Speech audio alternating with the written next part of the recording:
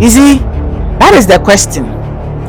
Let's not pretend that the conversation about connections and protocol and corruption before you get into some of these security services does not exist.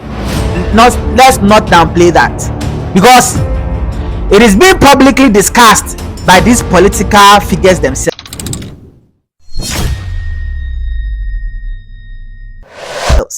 And that is what makes this issue very serious and very, very complicated.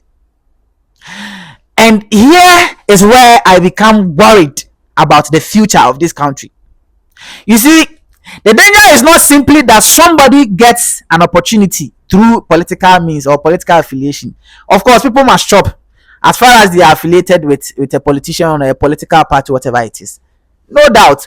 But the danger is when ordinary citizens begin to believe that at a certain point, this category or a year group of recruitment are aligned with a political party, because people begin entering security institutions believing that I am here because of party A or I am here because of party B.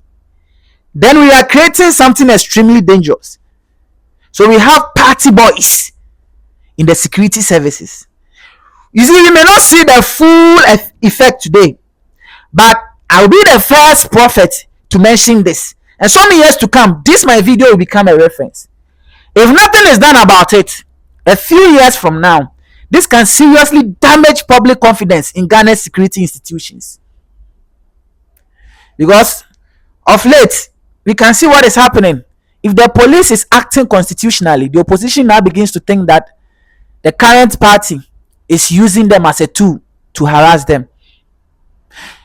Yeah, I don't want to go into that details. That's another thing, because we don't want party boys in our security systems. You see, we don't want party boys in our security. That is something we should cut off. We want Ghanaian security officers, passionate people who love the job, people who owe their loyalty to the Constitution of Ghana and the Republic of Ghana, not to a political party, not to a politician who helped him or her get into the services. Let's be careful. Whether or not every allegation out there is true, perception matters. You and I know.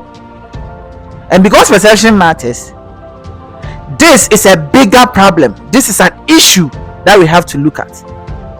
Security recruitment is different from ordinary employment, because when you recruit a police officer, a soldier, immigration officer, prisons officer or fire officer, you are actually giving the person an authority.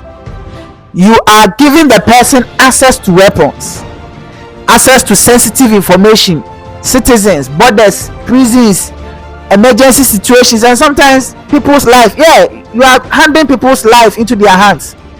And that decision should not be influenced by political slots. It should not be in the hands of these politicians, because one day this could become a great ordeal for the country. If nothing is being done about it today, this will be a problem tomorrow.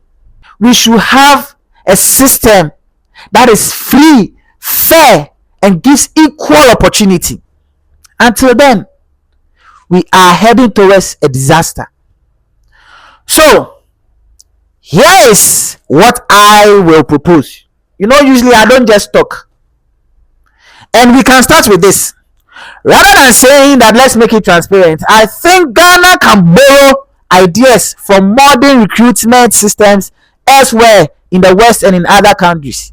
For example, I know of the one-time registration model used by the Uttar Pradesh Police Recruitment and Promotion.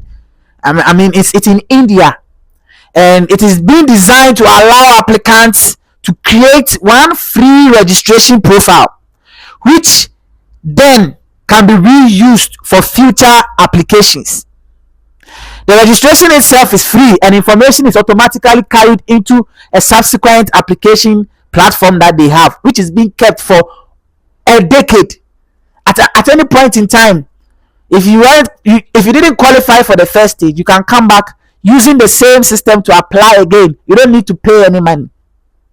So what I am saying is that Ghana can take the principles of other countries and learn from it and improve the current system. Imagine a system. If Ghana has a system where registration is completely free, you don't have to pay for a voucher, you don't have to buy anything, you don't have to pay before you actually apply. You see, you create a permanent national recruitment profile, and that is being done for once. When you do that, you have a unique number or a code which is being stored in the database of the services, and anytime there is an opening, if you didn't qualify for the next stage, you reapply using your unique code. You didn't have to buy forms again anytime there is an opening to reapply. And you see, another thing is the accountability I spoke about. When you don't get to the next stage, reasons should be communicated to each applicant clearly. Yes, we should have the ability to do that. We should do that. Every applicant should have a reason why they didn't qualify to the next stage. And if there's any legitimate reason for human beings to, or for someone to intervene at any stage, that intervention should actually have a digital audit trail that we can look at. That way, when somebody is being selected, the system can explain this person was selected because of these qualifications, this score, this ranking, or these published scores. There should be. And this is the direction that Ghana should be moving. Because as it stands today, knowing somebody or getting connected is still part of the conversation. We can't take it out. But seriously, I would rather love to see a system where I don't have to know somebody before I get recruited into the security services. Yes, I want to see a system where my application number is enough, where my qualification, my performance is enough to get me into the security services. So yeah, Ghana, until when will a young person be able to apply into the security services and genuinely work freely, believing that the process was completely fair? Until when will we build a system where a young person from Bamboy, Tamale, Kumasi, or any part of the country can completely have confidence and say that I actually went through because of my credentials, my performance, and my qualifications? Can someone confidently tell a politician that I don't need your connection, I just need to be qualified? That is what I want to see, because the real issue is whether the person who doesn't get selected can walk away confidently knowing that I wasn't selected because of a legitimate reason, because maybe someone else qualified more than me, or because there wasn't enough room. Maybe the next one I'll be taking, instead of the person walking away thinking that he wasn't selected because he doesn't know anybody or doesn't have any connections or network. You see, because another biggest concern will be that if we recruit people to protect the nation through a system citizens don't trust, how can we expect those same citizens to fully put a trust in the men in these security services? I'll end it here. Ladies and gentlemen, it's your boy Sikadwa, Kofi, once again. And this is my point of view, as usual. If today is your first time of watching me, kindly subscribe to my YouTube channel and come back. Let us have another meaningful conversation. For now, God bless you, and it is bye-bye.